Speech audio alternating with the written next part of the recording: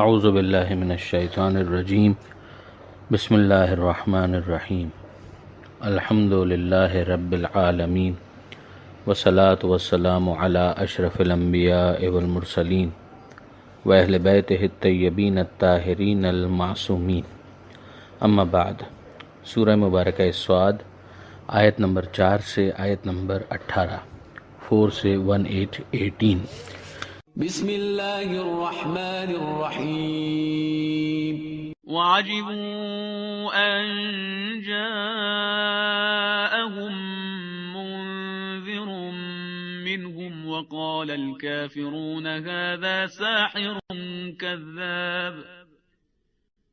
اجعل الآلهة إلها واحدا ان هذا لشيء عجاب وانطلق الملأ منهم أن امشوا واصبروا على آلهتكم إن هذا لشيء يراد ما سمعنا بهذا في الملة الآخرة إن هذا إلا اختلاق أأنزل عليه الذكر من بيننا بل هم في شك من ذكري بل لما يذوقوا عذاب أم عندهم خزائن رحمة ربك العزيز الوهاب أم لهم ملك السماوات والأرض وما بينهما فليرتقوا في الأسباب جند ما هنالك مهزوم من الأحزاب كذبت قبلهم قوم نوح وعاد وفرعون ذو الأوتاد وثمود وقوم لوط وأصحاب الأيكة أولئك الأحزاب إن كل إلا كذب الرسل فحق عقاب وما ينظر هؤلاء إلا صيحة واحدة ما لها من فواق وقالوا ربنا عجل لنا قطنا قبل يوم الحساب اصبر على ما يقولون واذكر عبدنا داود ذا الأيد إنه أواب إنا سخرنا الجبال معه يسبحن بالعشي والإشراق۔ گزشتہ صفحے کے اختتام پر سورہ صاد کا آغاز ہوا تھا، جس میں پروردگار عالم نے قرآن کی قسم کھائی اور اس کے بعد یہ بتایا کہ جو کافرین ہیں، جنہوں نے کفر اختیار کیا ہے، وہ سرکشی میں ہیں اور پھوٹ ڈالنے والے ہیں۔ ان سے پہلے کتنی نسلیں ہیں کہ جن کو ہم نے ہلاک کر دیا اور چھٹکارے کا کوئی وقت ان کے پاس نہ بچا جبکہ وہ فریاد کر رہے تھے۔ آگے پروردگار عالم کافروں ہی کے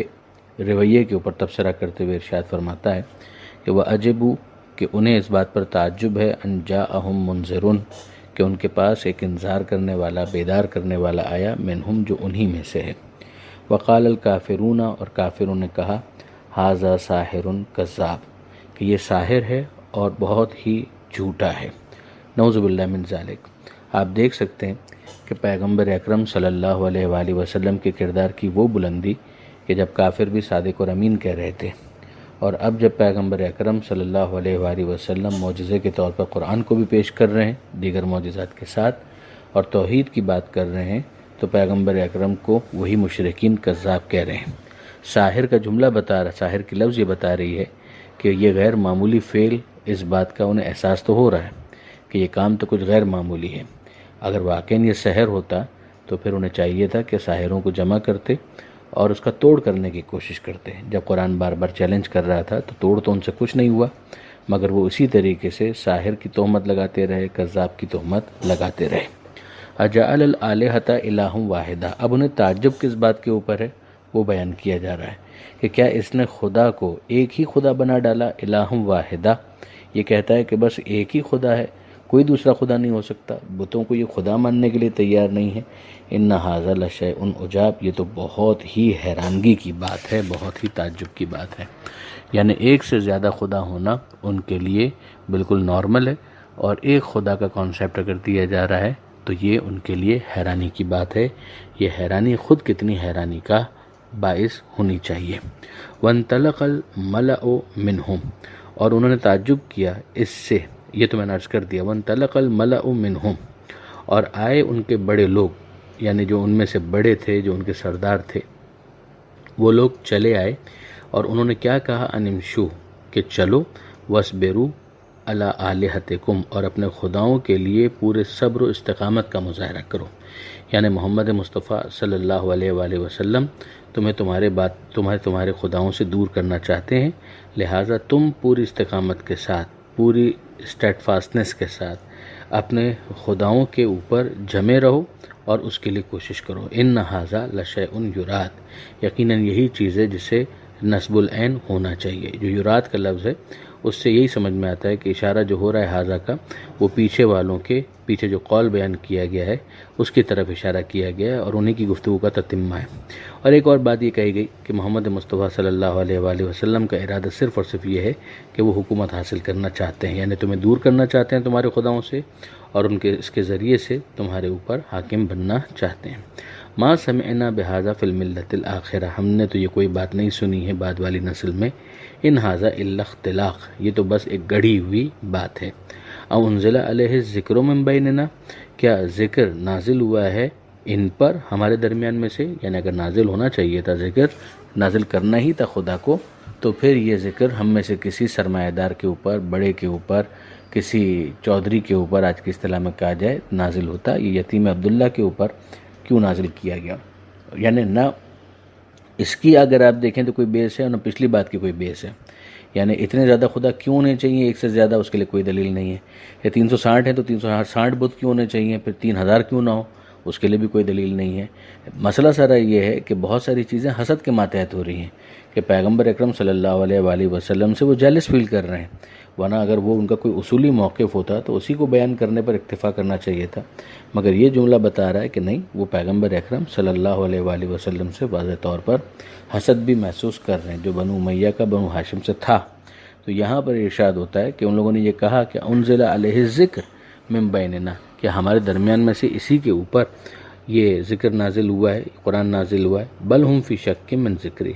بلکہ وہ لوگ میرے کتاب سے، میری اس نصیحت، میرے ذکر سے شک میں ہیں۔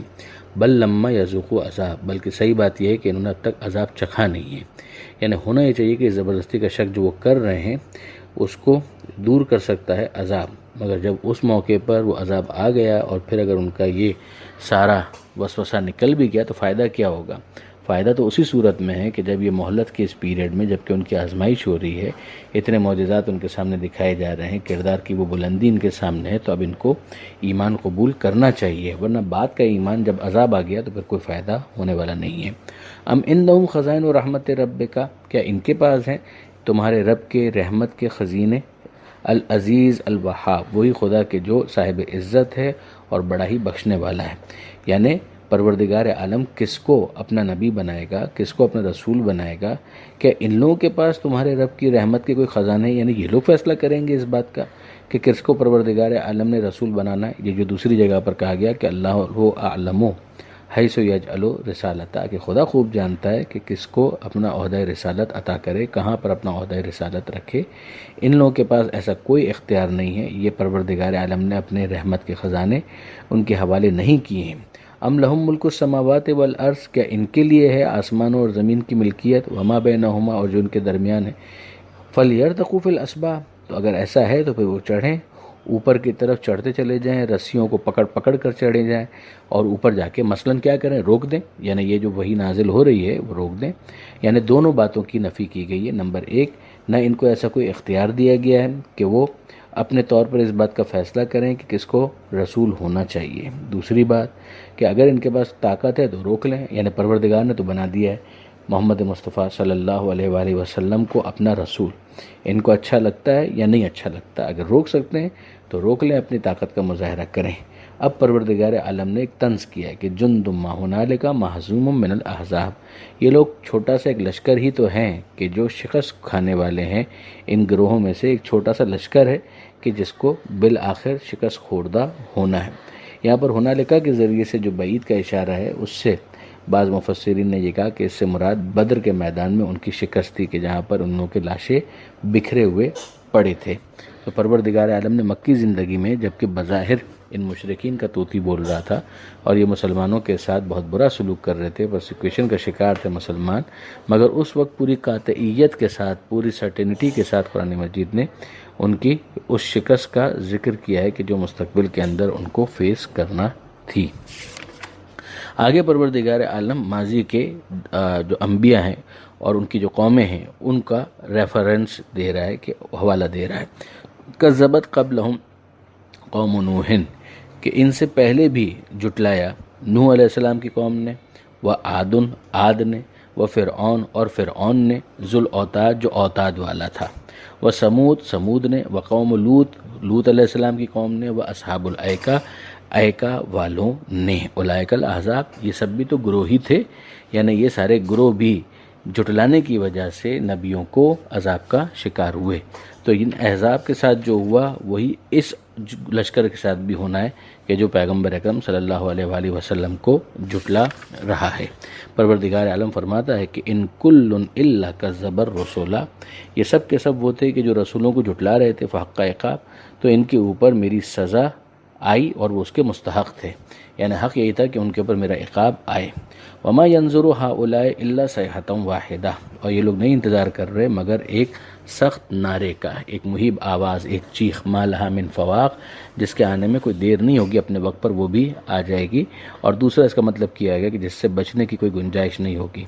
وقالوا ربنا، اور یہ لوگ کہتے ہیں کہ اے ہمارے پروردگار، اجل لنا قطنا قبل یوم الحساب، کہ قیامت کا دن جو حساب کا دن ہے اس سے پہلے ہی جو ہماری تقدیر ہے، جو ہمارا حصہ ہے، وہ ہمارے اوپر جلد سے جلد نازل کر دے۔ یعنی یہ تنزن ان کی دعا ہو سکتی ہے، ظاہر ہے کہ وہ خدا کو ایک ہی کام مان رہے تھے، مگر رسول اللہ صلی اللہ علیہ وآلہ وسلم کے اس انذار کہ ڈرو اس عذاب سے، بچو اس عذاب سے، کہ پروردگار عالم کی ناراضی اس عذاب تک تمہیں لے جا سکتی ہے اگر تم نے توحید کا انکار کیا، شرک کیا۔ تو ان کو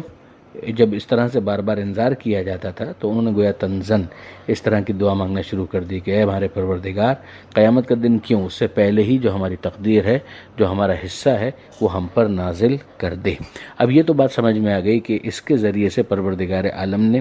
ان مشرکین مکہ، ان کی جو کیفیت، ان کا بیہیویئر وہ بھی بتا دیا، اور جو ماضی کے اندر قوموں نے کیا تھا وہ بھی بتا دیا۔ اب ذرا واپس چلیے اور دیکھیے کہ یہ ماضی کی قوموں کے اندر جن کا ذکر کیا گیا ہے اس مختلف اصطلاحات کا کیا مطلب ہے۔ جھٹلایا ان سے پہلے نوح علیہ السلام کی قوم نے، یہ تو واضح ہے، وعاد، اور قوم عاد نے، یہ ظاہر ہے کہ ہود علیہ السلام کی قوم تھی، وہ فرعون ذو الاوتاد، اور ذو الاوتاد فرعون نے۔ اوتاد کا مطلب ہے میخیں، یعنی وہ جو نیلز جو زمین کے اندر گاڑی جاتی ہیں ان کو میخیں کہا جاتا ہے۔ کیوں فرعون کو ذو الاوتاد کہا جاتا تھا، اس کے بارے میں مختلف احتمالات دیے گئے ہیں۔ ایک بات یہ کہی گئی کہ چونکہ اس کی حکومت بہت مستحکم تھی، جس طرح سے میخیں گڑی ہوئی ہوں تو جس طرح سے وہ چیز مضبوطی سے جم جاتی ہے، اسی طریقے سے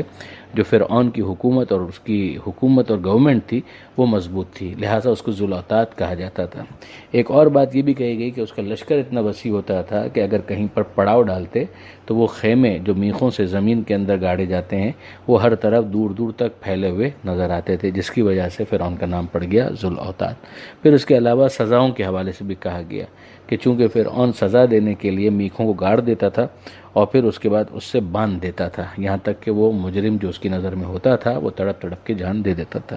یہ بھی کہا گیا کہ مجرموں کے ہاتھ پیر کے اندر میخیں گاڑ دی جاتی تھی اور اس طرح سے ان کو سزا دی جاتی تھی۔ ون آف دا ریزنز یہ بھی بیان کیا گیا، اور ممکن ہے کہ یہ سارے ہی وجوہات ہوں، مگر فرعون کا کئی جگہوں پر ذو الاوتاد کے طور پر تعارف کروایا گیا، جو ایسا محسوس ہوتا ہے کہ اس کے القاب میں سے ایک لقب سا بن گیا تھا۔ جو قوم سمود کا تذکرہ کیا گیا یہ جناب صالح علیہ السلام کی قوم ہے، اور قوم لوط واضح ہے، لوط علیہ السلام کی قوم۔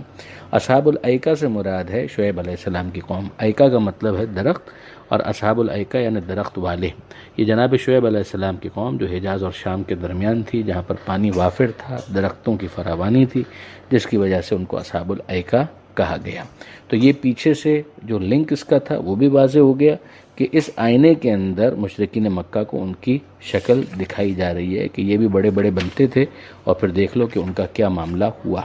اب پروردگار عالم نے اپنا رخ پیغمبر اکرم کی طرف گویا کیا اور یہ ارشاد فرمایا کہ اصبر علی ما یقولون، کہ حبیب آپ صبر کیجئے ان باتوں پر جو یہ لوگ کہتے ہیں،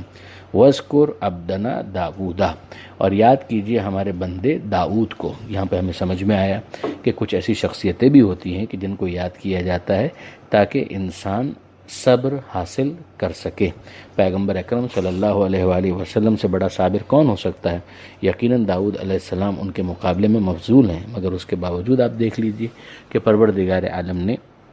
جناب داؤد علیہ السلام کو یاد کرنے کا حکم دیا کہ ہمارے بندے داؤد کو یاد کیجئے۔ اس سے یہ بھی سمجھ میں آتا ہے کہ جو مقربین ہوتے ہیں پروردگار عالم کی، ان کی یاد منانا پروردگار عالم کو پسند ہے، اور اس کے ذریعے سے نصیحت حاصل کرنا، اس کے ذریعے سے اپنے دل کو اطمینان دینا، اس کے ذریعے سے صبر کا پیغام سیکھنا سمجھنا، یہ بہت خداوند متعال کو مطلوب ہے۔ جس کے بعد جو انبیاء اور اولیاء، ائمہ، معصومین، کربلا والے، امام حسین علیہ السلام کی یاد منائی جاتی ہے، اور ان کے یاد منا کر جو صبر کا، شکر کا، شجاعت کا پیغام سیکھا جاتا ہے، سمجھا جاتا ہے، سمجھایا جاتا ہے، اس پر کوئی اعتراض باقی نہیں رہتا۔ اس لیے کہ یاد منانے کا حکم واضح طور پر یہاں پروردگار عالم نے